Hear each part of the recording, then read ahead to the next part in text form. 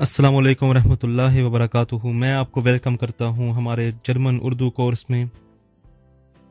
आज की वीडियो में हम हल्की सी गुफ्तगू के बारे में आगे बढ़ेंगे और इसी वजह से हम आज वो अल्फाज सीखेंगे जो कि तकरीबन हर गुफ्तगू में और हर बहस में ज़रूरी हैं, यानी जी और नहीं।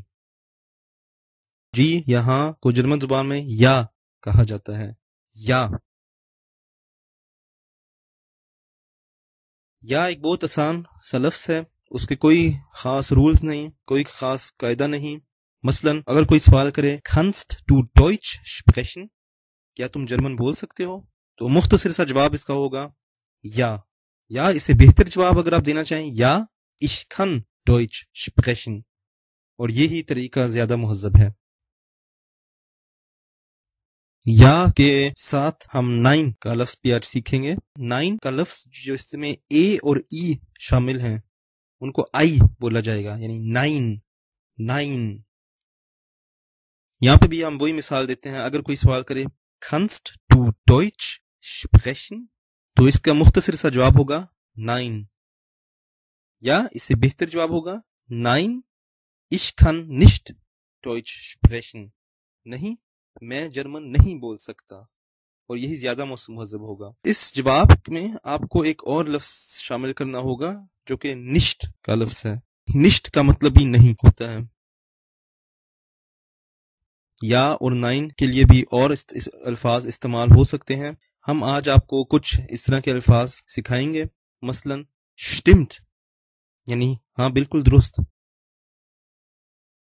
या genau बिल्कुल, richtig हाँ सही।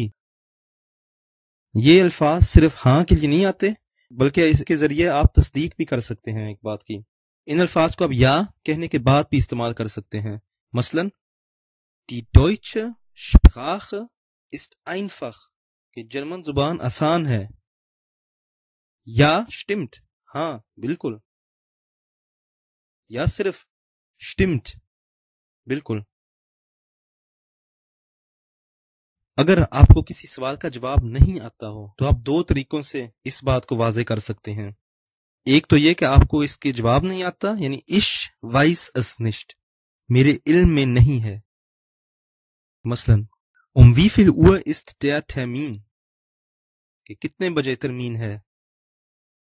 ich weiß es nicht, मुझे मालूम नहीं।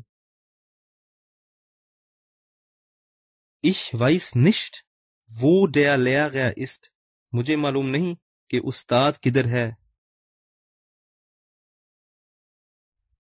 दूसरा तरीक इस तरह इस्तेमाल किया जाता है कि अगर आपको मालूम नहीं कि आप क्या कहें, अगर आपको एक बात कन्फर्म नहीं, फिर आप लफ्ज vielleicht जवाब में देते हैं, यानी शायद।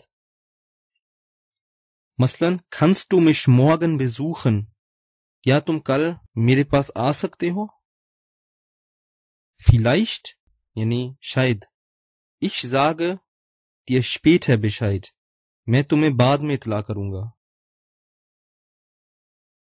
और आज की क्लास का आखिरी लफ्ज doch का लफ्ज है।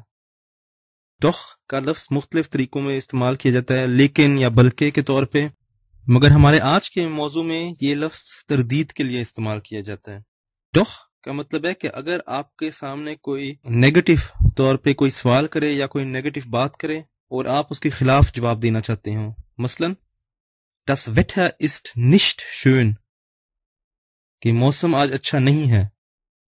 इसके जवाब में फिर आप कहेंगे doch das Wetter ist schön, कि नहीं मौसम अच्छा है, यानी आप उस दूसरे की बात को रद्द कर रहे हैं, बल्कि इसके उलट आप समझते हैं। Du darfst heute nicht rausgehen, तुमको आज बाहर जाने की इजाजत नहीं।